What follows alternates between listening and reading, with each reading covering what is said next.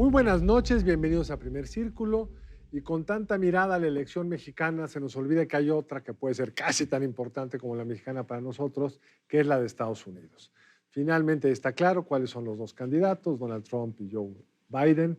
Vamos a ver, todavía puede haber sorpresas de muchos tipos, pero ya las primarias ya está claro su desenlace. Y para hablar sobre la elección, sobre qué puede pasar en Estados Unidos y qué impacto podría tener sobre México, hemos invitado a Miguel Ruiz Cabañas. Miguel, bienvenido, embajador. Muchas gracias, Carlos. Buenas tardes. Bien, ¿Qué tal? qué gusto tenerte por acá. Gracias, A ver, mi querido Federico. Miguel, empecemos por la situación de la elección hoy. A cada rato a mí me preguntan quién va a ganar. Yo les doy una respuesta muy buena, no tengo idea. ¿Tú cómo ves el proceso electoral? Bueno, yo creo que es muy difícil en este momento asegurar que va a ganar Trump o que va a ganar Joe Biden. Creo que, o sea, las encuestas, sobre todo en los estados 5 o 6 que supuestamente van a decidir la elección por cientos de miles de votos, si no millones, ¿no?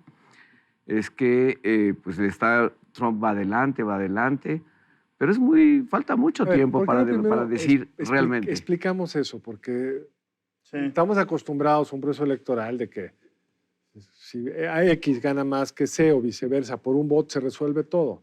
En Estados Unidos es distinto. Trump perdió el voto popular en el 2016 y en el 2020, pero ganó la presidencia en el 2016. ¿Cómo es eso posible? Porque ganó en el colegio electoral, porque en Estados Unidos la elección de presidente no es directa como es en la mayoría de las democracias, sino aquel candidato que gana los votos, la mayoría de votos en un estado, y pueden ser 100 votos o 50, incluso técnicamente un voto, se lleva todos los votos electorales de ese estado.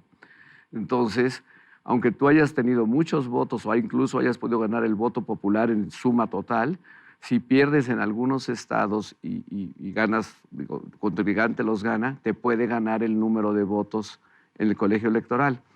El candidato que acumula 270 votos en el colegio electoral es el que va a ser electo presidente de Estados Unidos.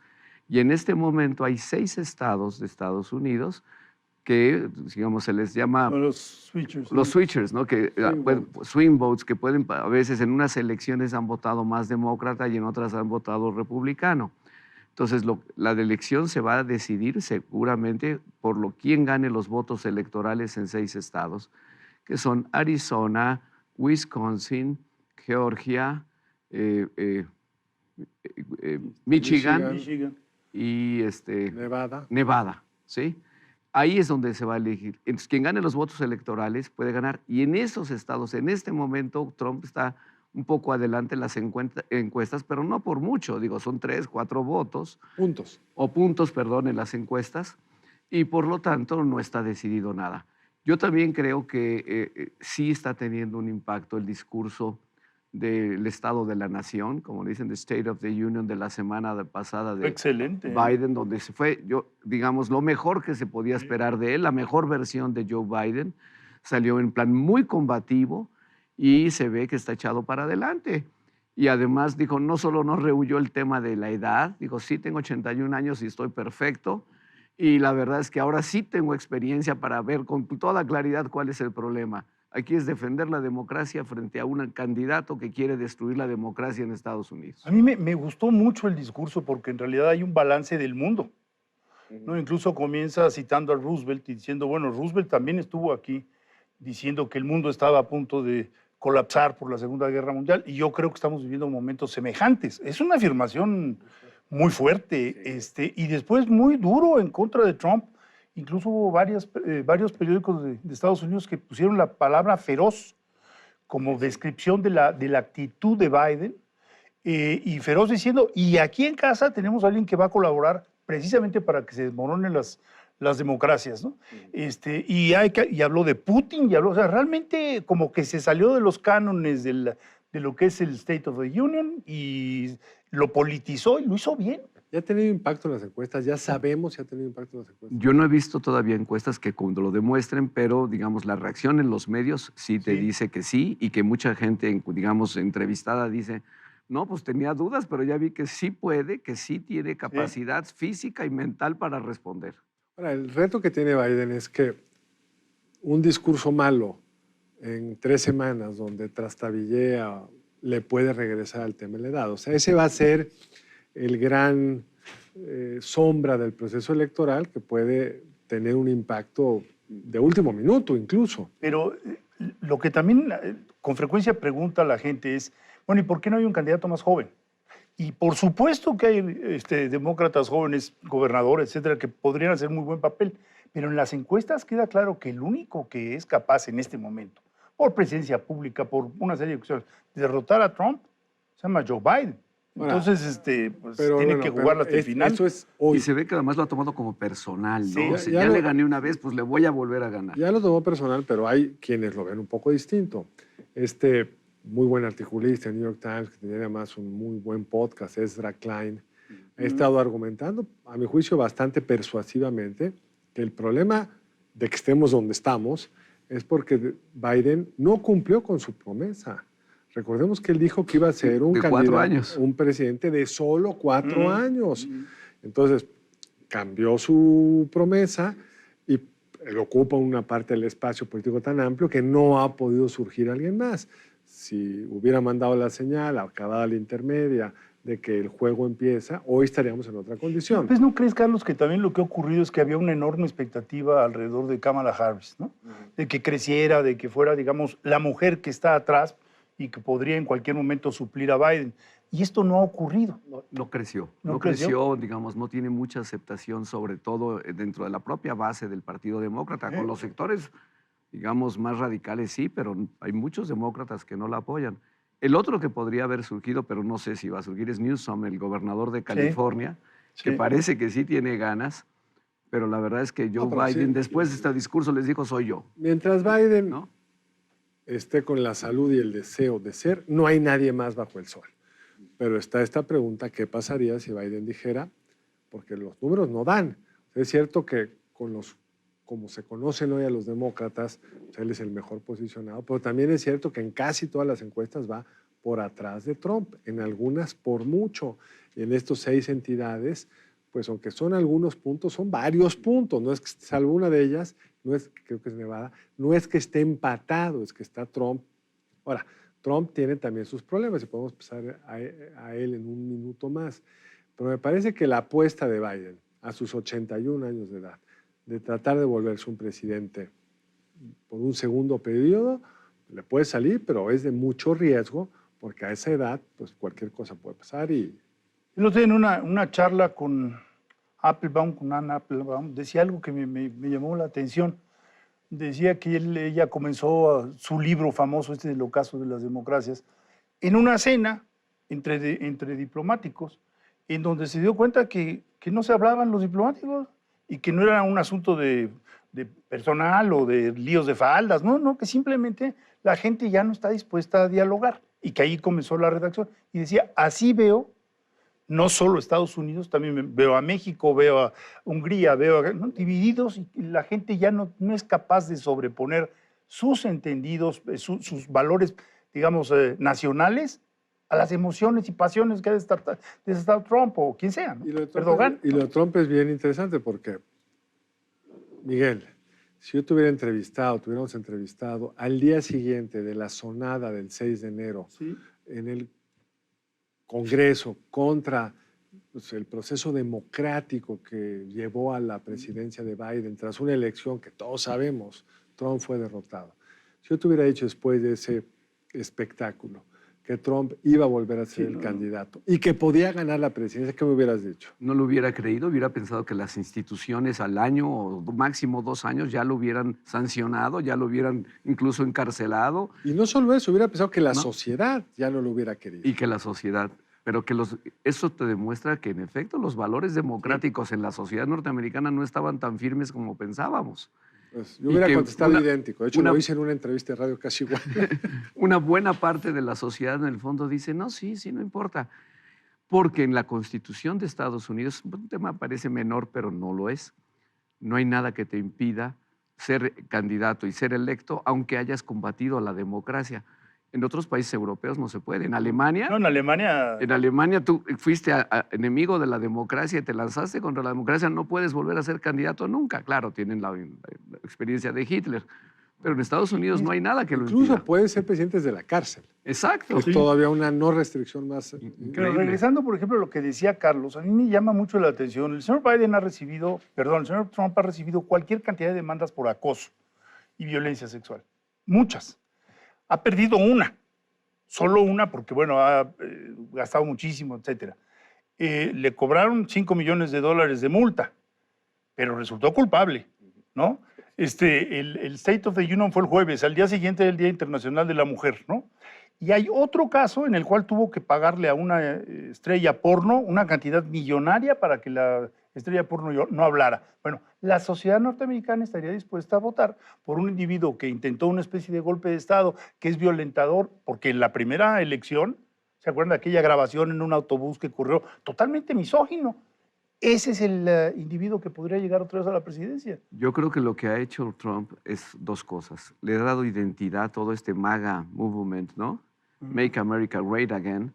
Muchas personas se identifican con eso. Y la segunda, que a mí me parece extraordinariamente, extraordinaria su habilidad y triste para México, es que ha logrado convencer a la gente que Ucrania no importa, que Gaza no importa, que lo único que importa es lo que él llama la crisis en la frontera y la migración. Como si eso fuera una amenaza mucho mayor a la seguridad y al bienestar de la sociedad estadounidense. Sí, ya pero los ha logrado convencer. Los ha convencido de una forma dramática. Hace como 6 semanas dijo en un evento que la sangre de los americanos se está contaminando por la sangre de los migrantes. No era específicamente a México, era todos los. Que es realmente una expresión digna de un nazi. Sí, claro. La idea de la contaminación de la sangre. Poco después hubo una encuesta y le pregunta a los ciudadanos norteamericanos si están de acuerdo con esa afirmación. El 80% de los republicanos están de acuerdo. Es decir, están tocando una fibra, estimulándola, pero ahí había una semilla que podía crecer. Sí. Y está haciendo de eso su principal eje de política exterior. Como tú dices, es muy preocupante por las implicaciones del papel de Estados Unidos frente a Ucrania, Rusia, etcétera, etcétera, pero también para nosotros. ¿Cómo te imaginas eso? Pues mira, yo me imagino que si llega lo que él le ha dicho, ¿cómo voy a ser dictador? De broma, medio en serio, el primer día, nada más un día. Y voy a perseguir a los migrantes, los voy a poner literalmente en campos de concentración ¿sí? Y los voy a sacar de inmediato y además también voy a acabar con la migración legal. Quiere cambiar la enmienda constitucional que hace que por nacer en Estados Unidos para que tengas que tener exactamente nada de derecho a la nacionalidad por haber nacido ahí, sino tienes que ser hijo de padres estadounidenses. ¿Cuál es el jus sanguinis, como se llama? Es realmente muy grave. Esto, por ejemplo, no ni siquiera lo había dicho la campaña de los 2015, 2016, no había dicho que estaban contaminando la sangre de Estados Unidos. No ahora se llegó a decir la sangre, como si los Estados Unidos fueran además un país pues más o menos homogéneo racialmente, como lo es Japón. No, o sea, es realmente una declaración nazi, fascista y racista que no la habíamos escuchado. Y yo creo que todavía vienen varias más lamentablemente el año. No dice mexicanos, pero sí lo ha dicho otras veces. Sí, y entonces todo el mundo está pensando son los mexicanos. Pero es un tema que vamos a discutir con más profundidad. Hacemos un corte, regresamos en un minuto más para discutir con el embajador Miguel Ruiz Cabaña cómo va la elección de Estados Unidos y cuál podría ser su implicación para México. En un momento más.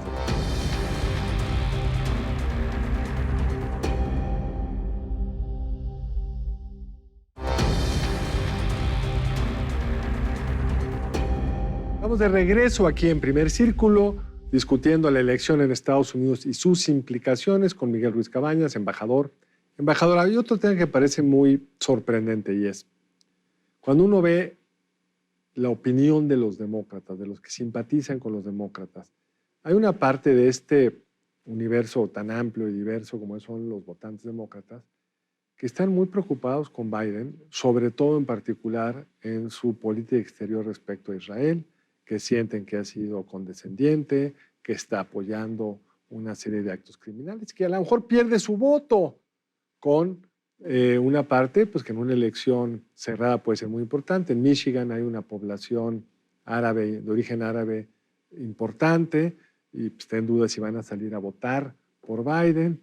siempre es interesante porque Trump dice cosas pues, que serían aún más costosas para los intereses de quienes opinan de esa forma. Pero ¿tú crees que este elemento pueda acabar como rompiendo esa coalición pues, tan amplia? Porque realmente los republicanos tienen sus tensiones, pero Trump ha logrado centrar una buena parte del discurso en un tema, mientras que en los demócratas como que la gama de asuntos que los mueve es mucho más complicada, creo yo.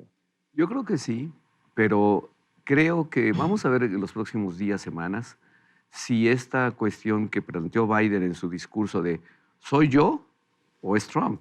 ¿Sí? Esa es la elección, ¿verdad? ¿Soy yo o es Trump? Entonces, Trump ya vimos quién es un fascista, es casi un nazi, va a acabar con la democracia en Estados Unidos. Entonces, que muchos demócratas van a decir al final, bueno, entre Trump y Biden, es pues prefiero el mal menor. Fueron significativas las reacciones de dos políticos que han sido críticos a lo largo de su primer mandato, sobre todo Bernie Sanders. Bernie Sanders, sí. Bernie Sanders salió a apoyarlo de inmediato después del discurso, igual que Elizabeth Warren, que habían sido críticos más o menos, y todo el caucus negro lo salieron inmediatamente a apoyarlo. Entonces yo creo que a lo mejor él sí logra, diciendo la democracia o el fascismo, ustedes escojan, yo o Trump. Y yo creo que también, digamos, ahora sí está actuando, tomando un poco de distancia de Netanyahu. Lo de la franja marítima para llevar ayuda humanitaria a Gaza es una reacción a la dureza del otro lado, ¿no? Yo me imagino que van a empezar a ver este tipo de acciones concretas que no van a llevar a un rompimiento formal, porque bueno, también la comunidad judía en Estados Unidos es muy importante, pero sí, sí le ha costado mucho, y las cifras lo que indican es que entre los jóvenes, particularmente entre los jóvenes. Entre los jóvenes y sobre todo jóvenes universitarios, el ambiente de las universidades de Estados Unidos lo hemos visto, o sea, la mayor parte apoyan a los palestinos, no porque apoyen la causa palestina, sino están en contra de lo que muchas personas sí ven como un genocidio. Hay que decirle con todas las... ¿no? El secretario general de la ONU ha evitado la palabra genocidio, pero dice, bueno, esto es una masacre. Ayer en los Óscares. ¿No? O sea, es una masacre. Ayer en los Óscares, ¿lo viste? Muchos diciendo, hay que parar esto de cómo están matando niños, bebés, madres, etcétera. Y eso sí llega a la conciencia de muchos votantes en Estados Unidos. Ahora, el dilema en una elección como la de Estados Unidos, que es uno u otro, es siempre si vas a estar dispuesto a votar por el mal menor. Te puede no gustar lo que está haciendo respecto, en este caso, la relación con Israel, pero siempre no sabe uno si el votante va a decir, pues ninguno de los dos si no salgo a votar. Y eso en ciertos estados importantes podría hacer una diferencia. No, y para la comunidad judía también hay riesgos, porque recordemos que Trump movió la embajada de Tel Aviv a Jerusalén. Y eso, digamos, en la comunidad internacional cayó muy mal, porque pues, hay un acuerdo de que, digamos, el viejo casco de la ciudad de Jerusalén no se debe tocar, se debe proteger, y parte de la protección es sacar los objetivos políticos, ¿no? Por eso, y además hay resoluciones del Consejo de Seguridad a lo largo de la historia donde se dice, pues las embajadas están en Tel Aviv y no en Jerusalén, mientras el estatus de Jerusalén está, digamos, en disputa, ¿no? Sí. Ahora, ¿sí? Alguno de los dos va a ganar después de que ya tengamos nosotros no solo presidente electo, sino presidenta en funciones, porque nuestra presidenta toma posesión el 1 de octubre, la elección es el primer martes de noviembre, tomará posesión hasta enero. Pero ¿cómo te imaginas? Porque esto sucede cada 12 años, que la elección mexicana y la de Estados Unidos para presidente coinciden en el mismo año, y eso abre oportunidades, pero también riesgos. ¿Cómo te imaginas? Mira, si fuera electo Biden, yo creo que va a cambiar mucho la relación de todas maneras, porque Biden ya no va a buscar una reelección. Claro. Y la verdad es que hemos estado viendo algunas señales de que va a ser bastante más dura la relación. Él ya endureció totalmente su discurso en migración, ya dijo, estoy dispuesto a cerrar la frontera, estoy dispuesto a hacer cosas que antes, digamos, se había evitado. Entonces, Trump ha logrado hacer que Biden y los demócratas se recorran mucho más al centro o hacia ese lugar, o hacia decir, no, pues el problema sí es hay un problema serio de crisis migratoria. 2, también la señora Tai, la representante de Estados Unidos comercial, ya dijo la semana pasada, viene la revisión del TEMEC y ahí sí vamos a ser mucho más duros, porque francamente no han funcionado los sistemas de solución de controversias. Ustedes no han cumplido lo que y ustedes no han cumplido y no hemos realmente logrado cambiar ciertas cosas y no han cumplido. Entonces yo creo que en esos dos temas podríamos esperar una posición mucho más dura, pero sobre todo porque Biden ya no va a estar pensando en la reelección. Tampoco Trump, hay que decirlo. Y ninguno tampoco, puede, porque luego hay cierta confusión ahí. Eso, ninguno de los dos podría. Eso va a ser, creo, importante. Trump, digo, seguirá con su mismo tema y obviamente va a tener, digamos, cualquiera de nuestras dos candidatas actualmente, pues tomar muy bien nota de que los dos van a ser muy duros. Uno mucho más duro y yo diría racista y hasta, no sé. ¿Cómo te imaginas ese segundo gobierno de Trump? Él ha dicho, no solo lo que comentabas, que va a ser dictador un día, lo que quiere decir es que ya controla, ya sabe dónde están las palancas y que además están haciendo toda una estrategia para nombrar gente leal en el famoso Deep State para que la burocracia no sea el obstáculo y poder implementar sus políticas. ¿Qué políticas te imaginas que deben ser? Yo me imagino, sobre todo en la parte, digamos, en lo que se relaciona con México, totalmente un cambio serio y apretar mucho. ¿Apretar cómo? A ver, bueno, ¿qué pues, te imaginas como acción? Mira, cuando dicen van a cerrar la frontera, mucha gente dice, eso es imposible. Bueno, claro, un cierre permanente de la frontera es imposible. Lo que no es imposible es que te lo hagan una semana y que te lo hagan aquí o allá, porque hay, por supuesto, en 1969 ocurrió, en 1985 ocurrió. Entonces sí pueden hacer cosas. Y eso genera una disrupción comercial muy importante. Disrupción comercial y obviamente un malestar muy serio dentro de México, de la zona fronteriza y también de Estados Unidos. Entonces sí pueden, desde luego Trump poder hacer eso, pero Biden también incluso ha dicho que lo podría hacer. ¿Sí? Y algo que es importante aclarar, TAE no sale. Es una designación suprasexenal. Sí. Entonces, la expresión que utilizó fue incómoda. Queremos que sea una negociación incómoda para todas las partes. La negociación es en el 25. Es en el 25. Pero bueno, esa actitud ya está ahí. Y después, hoy en la mañana, Trump salió a declarar que, pues, que los chinos estaban utilizando a México para vender coches allá y el sindicato de... Ese es el tema ya. Es el tema. O sea, y realmente cada vez va a quedar más claro que México no va a poder jugar con China y con Estados Unidos. Pero México no está queriendo jugar con China y Estados Unidos. No, hasta ahora no. No lo ha hecho. Lo que hay es una tensión estructural, que es, pues, tenemos un superávit comercial con los Estados Unidos grande y creciente, y tenemos un déficit comercial con China grande y creciente. Y si Estados Unidos no quiere manufacturas chinas, pues una parte de ellas se tienen que elaborar en México o en Estados Unidos, pero van a requerir insumos. Sí. Y muchos insumos solo los hace China. No es optativo, no es que puedas tú traer ese insumo de Francia, no, Francia no lo produce.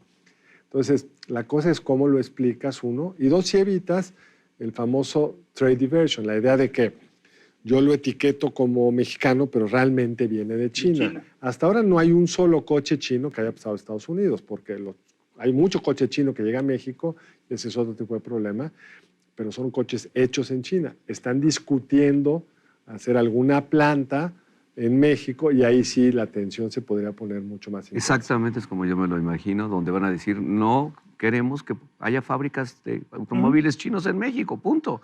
Y vamos a hacer un esfuerzo para realmente sustituir todas las autopartes que vienen de China en los coches que se produzcan o se armen en México. Y te voy a subir, por ejemplo, que ahorita es el 75% de los componentes tienen que ser de América del Norte, pues te lo llevo a 90, por ejemplo, ¿no? Entonces sí, sí, va a haber una presión, yo creo que mucho mayor, para que realmente México no se preste al juego de China. Sí, pero ¿qué sobre eso? Aunque no se preste, está el problema de que los insumos vienen de ahí. Y eso también es una oportunidad. ¿Cómo haces una reindustrialización para América del Norte? Porque es un gobierno que entienda y quiera poner las condiciones para que suceda. Claro. Ahora, Miguel, lo que pasa es que también traemos otros frentes. Yo creo que este es el más importante, migración, industria automotriz. Pero maíz... A ver, ¿por qué no nos recuerdas ese punto? ¿Se acuerdan aquella discusión del maíz transgénico? Sí. Que no hay prueba científica y en el tema que está establecido que tienes que demostrar científicamente. El gobierno norteamericano, la verdad es que portó muy bien con nosotros. Nos dieron los primeros, creo que son 90 días, para que hubiera una discusión. Después hicieron guajes y por fin dijeron panel. Y vamos al panel. Y en el panel lo que va a ocurrir es que los vendedores de maíz amarillo de Estados Unidos pues van a presionar para que regrese su... Seguramente lo van a ganar. Lo van a ganar. Ahora, el maíz amarillo sigue entrando porque al final limitaron lo del maíz nada más al blanco. Pero están peleando el principio. Y hasta donde recuerdo, está en los 100 puntos que presentó la candidata Sheinbaum. No, no lo he visto. No está en los 100 puntos. Sí, no. Entonces ahí a lo mejor tiene un cierto margen, porque esa es una cosa muy rara, porque no hay ningún grupo de interés importante en México diciendo yo no quiero que entre el maíz transgénico. Es mucho una decisión que viene desde de la directora de CONACYT. Es de la directora de CONACYT, exactamente, a la que se oponía el secretario de Agricultura actual, Sí, porque además, digamos, esta cuestión de que los mexicanos van a sufrir alteraciones. Perdón, el maíz amarillo no se utiliza para la ingesta directa de los seres humanos, se utiliza para alimentos de ganado, se utiliza para mieles, se utiliza para muchas cosas, pero nunca hay una ingesta directa. Entonces, y la verdad es que en maíz amarillo en maíz blanco somos autosuficientes. Aunque este año vamos a comer antes de la sequía. Sí, antes de la sequía. Este año va a estar terrible. Yo creo que además ese es un tema muy importante. La sequía en México, pero también es en Estados Unidos, en el sur de Estados Unidos. Entonces México, lejos de haber alcanzado las metas de este gobierno de que autosuficiencia total en granos básicos, somos el principal importador de maíz del mundo. E importamos más que antes. Importamos más que antes. Y en frijol también ha incrementado nuestro déficit. Con la otra, que los países que nos venden alternativos a Estados Unidos también producen maíz transgénico. África, por ejemplo. Entonces, ¿para dónde te haces? ¿No? Nos queda un minuto, Miguel. ¿Qué habría que estar observando como ciudadanos mexicanos el proceso electoral gringo para regresar a la pregunta inicial, ¿quién va a ganar? Que es la que todo el mundo trae en la mente. Yo creo que hay que ver si realmente después del discurso de Joe Biden hay un cambio en las tendencias en las encuestas en los 6 estados, digamos, volantes, ¿no? Que pueden variar. Creo que hay que estar muy atentos al discurso antiinmigrante, desde luego de Trump, pero también de Biden, diciendo sí, si hay una crisis y yo también la voy a resolver. Y creo que hay que estar muy atento a lo que pase en las disputas comerciales. A mí me da la impresión de que las dos candidatas están esperando, bueno, si los paneles le dan la razón a Estados Unidos, pues ya esa es la salida y ahí muere y yo voy a tratar de mantener una buena relación. Pero obviamente no podemos estar jugando a lo largo de este año diciendo las mismas posiciones, porque eso va a calentar el ambiente para la revisión del TEMEC el año que entra. Miguel, mil gracias por haber estado aquí. Al contrario, gracias a ustedes, gracias por la invitación. Nos vemos la próxima aquí, en Primer Círculo. Miguel, muchas gracias. Gracias Carlos, gracias Federico. Buenas noches, nos vemos el lunes entrante.